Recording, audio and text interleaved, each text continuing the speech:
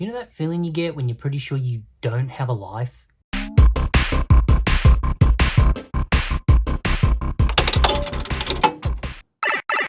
Super Mario. Who doesn't recognise the chubby Italian-American Monopoly man? The fact that Mario as a character is over 40 years old is really something and a half.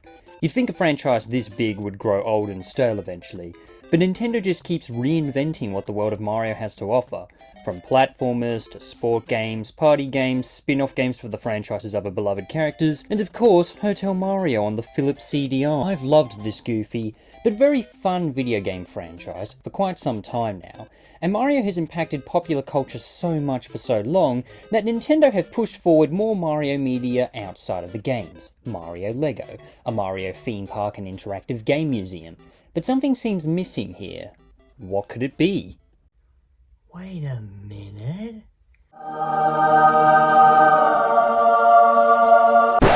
Let's talk about The Dark Knight Returns instead. The Super Mario franchise has also seen its fair share of comic book adaptations.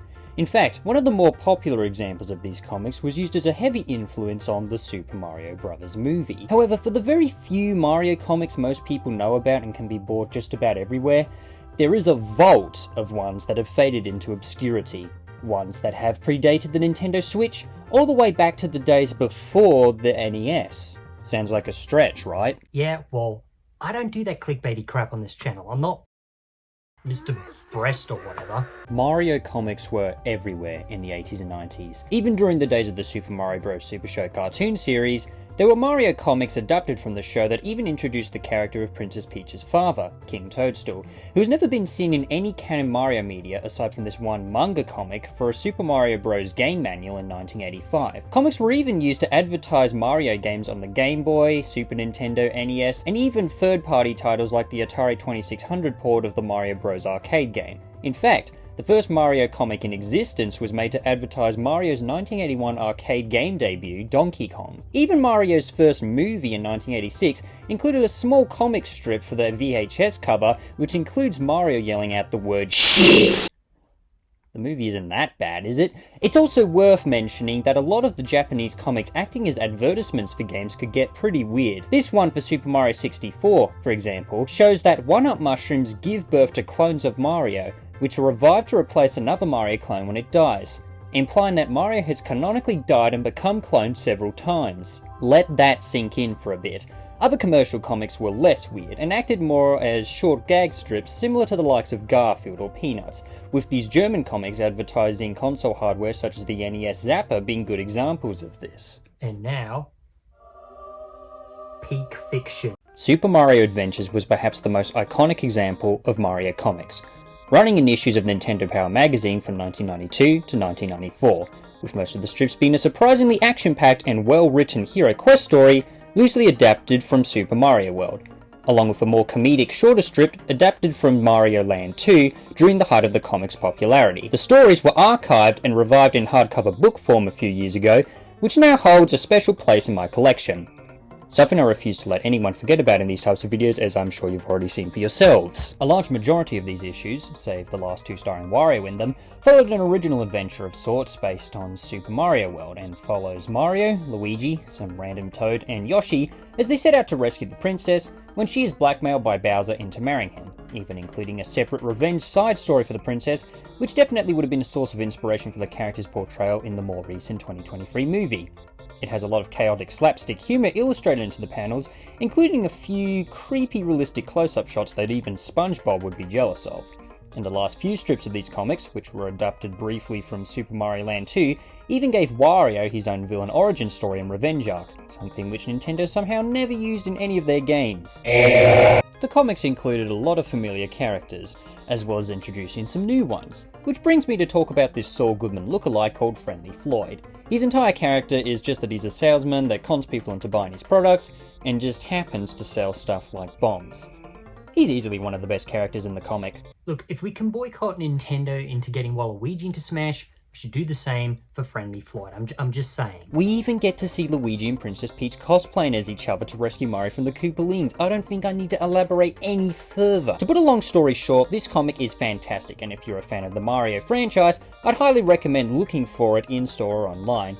It's a bummer we never got to see a continuation of these comics afterwards. They would have ended up being as good as the IDW Ghostbusters comic series, the Archie Sonic the Hedgehog comic series. Oh, and don't even get me started on the Mega Man comic series as well, right Isaac? What? My point exactly. Other comics from Nintendo Power Magazine included a comic series adapted from the launch title of the Game Boy itself, Super Mario Land, introducing characters from the game such as Princess Daisy and the alien warlord Tatunga. What sort of a stupid name is that? Along with this random gamer character whose Game Boy seems to be a portal between Mario's world and the real world for some reason. Was Daisy drowned in a well and haunts the Game Boy? Like in The Ring. Is this Game Boy a gateway between two parallel realms? Limbo between the living and undead? Just a theory of the game variety. Also, that guy just looks like Luigi. Maybe that's why Nintendo keeps shipping him with Daisy. Talking of which, there are also a lot of Japan exclusive Mario comics out there, such as the KC Mario series by Kazuki Motomaya, which included a lot of slapstick and toilet humour, and were adapted in surprisingly accurate ways from existing games for each title, while also offering their own take on the story of those games. One issue of KC Mario included Mario showing his... mini Mario? You know, for kids. And Princess Peach blowing up Daisy's palace with a bazooka. I mean, what kind of a douchebag does a thing like that? That'd be like if I shot Green Films Official in the head. The KC comics included a lot of darker and outright sadistic humour in them, which definitely explains why these comics were never released in the West. There was also this weird love triangle thing between Mario, Peach and Daisy, and one issue even followed Wario turning Daisy into an evil version of herself right before she does the same to Luigi, where apparently he is referred to as Waluigi. And might I add, this was years before our Lord and Saviour of the same name debuted in Mario Tennis in 1999.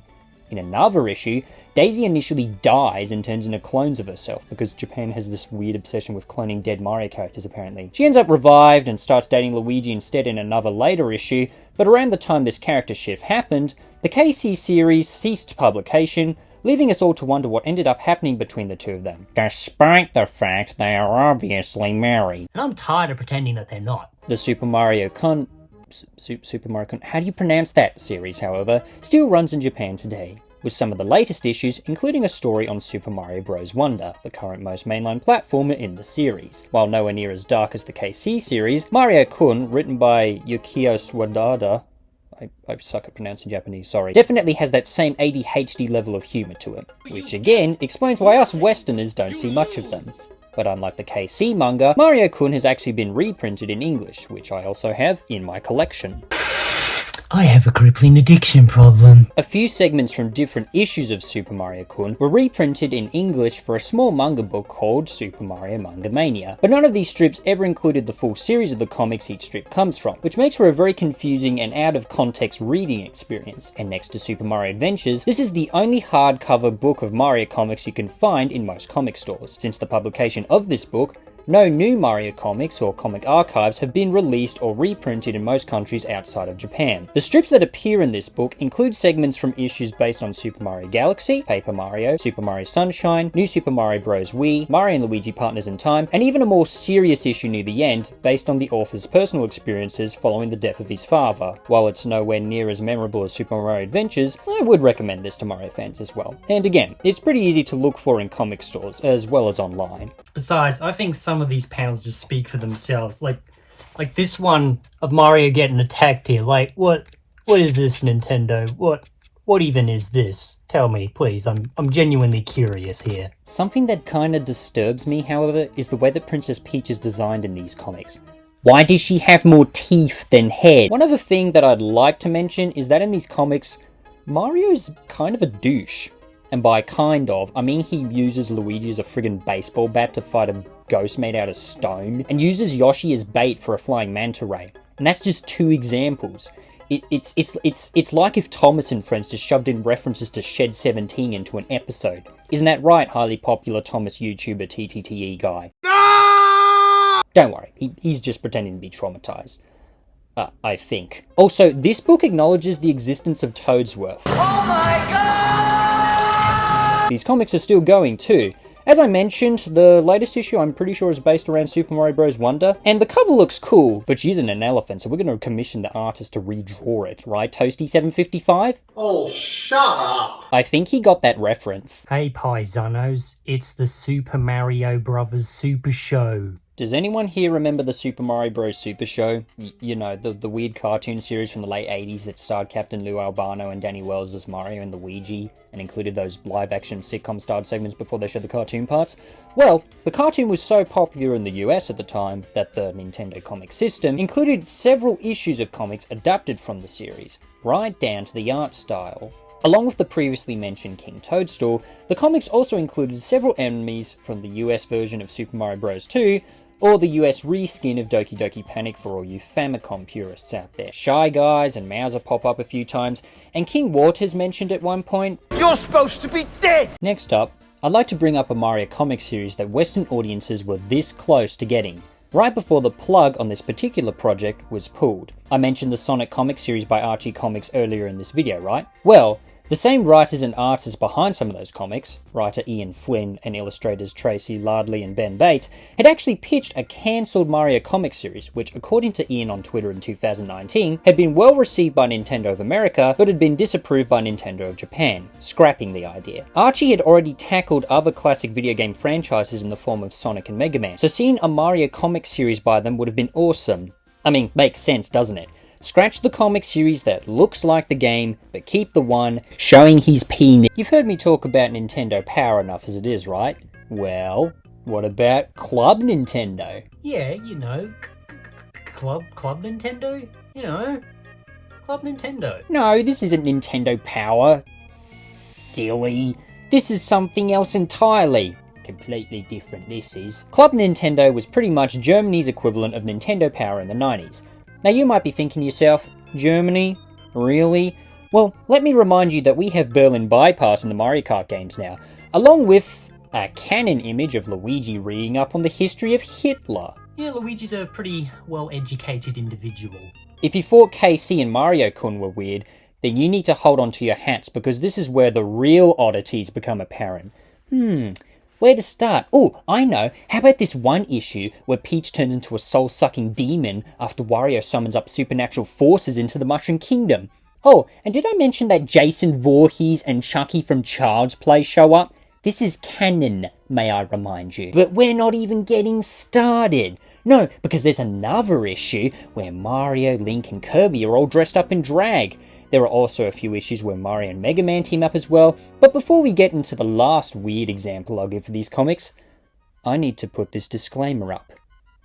A disclaimer for references to racism. Now you might be thinking to yourself, Raphael the Film Nerd, what kind of Benadryl have you been taking? And don't get me wrong, I love me high-grade pharmaceuticals, but I'm not kidding here. This is an actual discretion I had to put up. And if you don't believe me, just look at this comic here. This entire comic, set in the world of the Yoshi's Island game series, basically follows Yoshi and his friends encountering a black Yoshi, and proceed to scorn and avoid him. This might sound like I'm being melodramatic, but this panel might convince you. I don't want to have anything to do with this, black Yoshis are dumb. Exactly. Anyone who looks like that probably eats little Yoshis too. He could go look for black friends. See ya. I mean, this was a real comic back in the day. Imagine you hear about this cute, adorable spin-off game you can play as Yoshi, and you buy a comic to have some context for the game, and you end up with that. And thank goodness that didn't appear in any of Yoshi's games in real life, right, Ted Smells? Okay, you don't have to get all political like that, Jesus Christ. Is that it? Do we have anything else to cover? No? Well, I guess we could talk about, I don't know, fan comics? Look, hear me out on this, because I know there are bad fan comics out there. However, there's good ones out there as well, ones on DeviantArt, Newgrounds, Lo-Fi, you name it, all of which add their own personal spin on the characters and games we grew up loving over the decades. There's even a popular Mario webcomic series that went viral a few years ago called Super Mario Adventures Continued, that recreates the original art style and general aesthetic of Super Mario Adventures, while introducing more modern characters and elements from the other games into the mix. It gives a really interesting look at what it would be like if Nintendo kept that comic series running into today, and I absolutely love it. So I think we all learned something very, very important from today's video, whatever that was. Until next time, thanks so much for watching, and I will see you guys in the next one. Thanks so much for watching the video, everybody, and a special thank you to Isaac Travers, Green Films Official, TTTE Guy, Toasty755 and Ted Smells for their cameos as well. Along with, of course, to the artists and authors behind the comics mentioned in this video, including the fan comics I mentioned, which I've included as links in the description. And if you did enjoy the video, don't forget to leave a like and subscribe, and also check me out on Letterboxd, Backlogged, and my more recent Newgrounds page. And until then, I'll see you in my next video.